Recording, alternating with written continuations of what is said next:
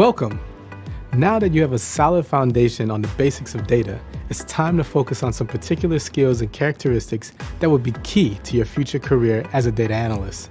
We'll begin with 5 key skills, move on to the characteristics of analytical thinking, and then learn how data analysts balance their roles and responsibilities.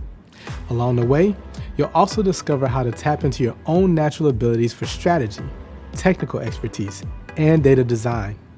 These are incredibly helpful skills to have, and you'll learn how to make them even stronger. Finally, you'll be introduced to some fascinating, real-world examples of how data is influencing the lives of people all around the world. All right, let's get started.